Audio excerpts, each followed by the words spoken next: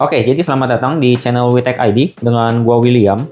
Jadi kali ini gua pengen unboxing nih HP yang baru aja gua pesen ya, yaitu Poco F7. Jadi HP ini kan baru launching ya, kemarin di tanggal 25 dan kemarin juga gua pesennya. Terus hari ini udah nyampe nih di tanggal 26 ya. Jadi cuma 1 hari pengiriman pakai ekspedisi.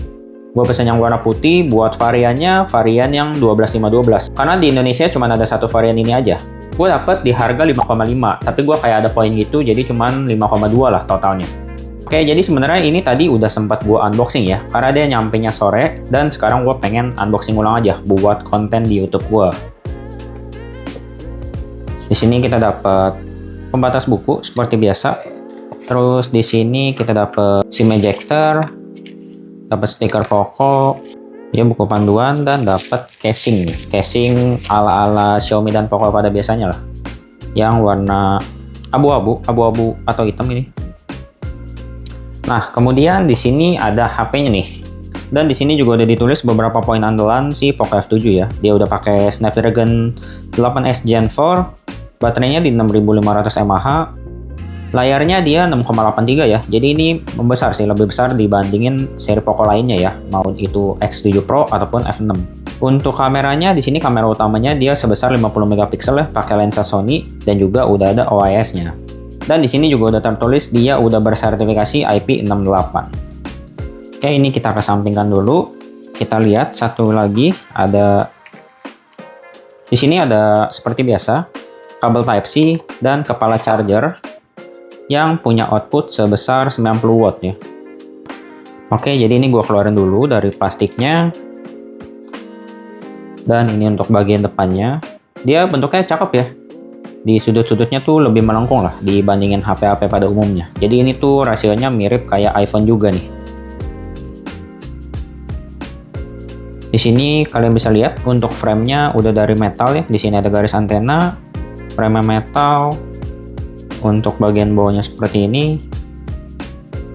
Di bagian kanan di sini ada tombol untuk tombol power dan tombol volume.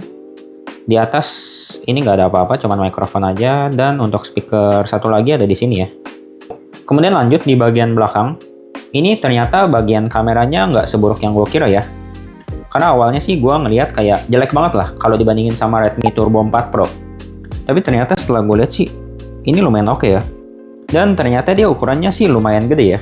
Gua kira ukurannya sama lah kayak si kamera Infinix GT30 Pro. Kalian bisa lihat perbandingannya. Ini kelihatan gede banget. Kemudian di sini gue pilih yang warna putih. Dan juga dia belakangnya tuh di sini doff ya, bukan yang glossy. Jadi nggak gampang nyeplak sidik jari lah. Karena gue paling nggak bisa sih ngelihat belakang HP tuh kayak cemong gitu bekas sidik jari. Dan untungnya yang warna putih dia doff, jadi aman lah terhadap sidik jari.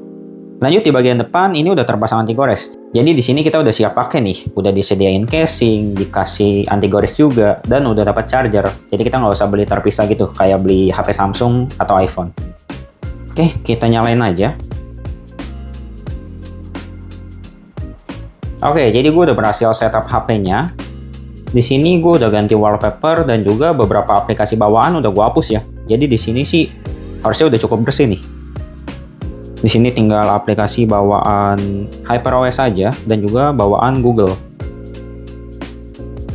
Kemudian untuk sidik jarinya di sini lumayan cepet ya. Dia cukup responsif. Kalau dari layar mati bisa juga gak ya?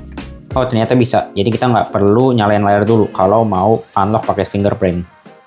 Kemudian ini looks kalau kita pakein casing ya.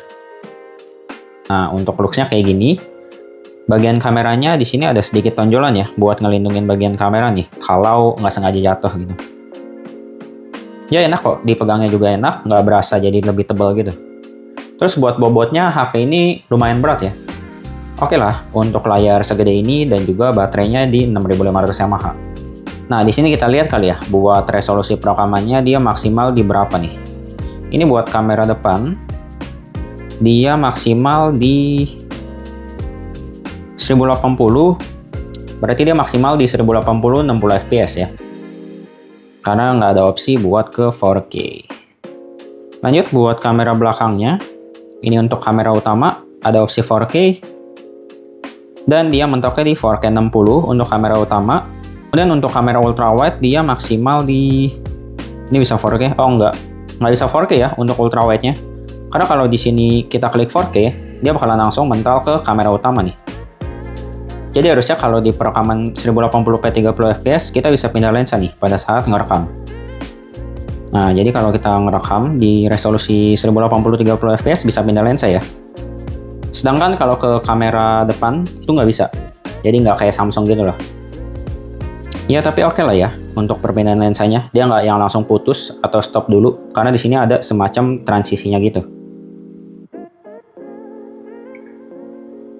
Untuk fitur-fiturnya segini aja lah ya. Untuk fitur-fiturnya di sini nggak ada tambahan lagi. Untuk videonya juga sama ya.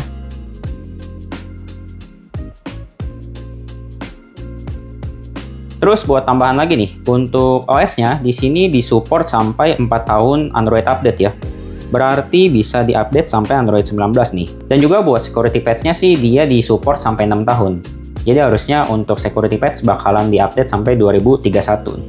Oke, paling segitu dulu aja buat video unboxing si Poco F7 ya.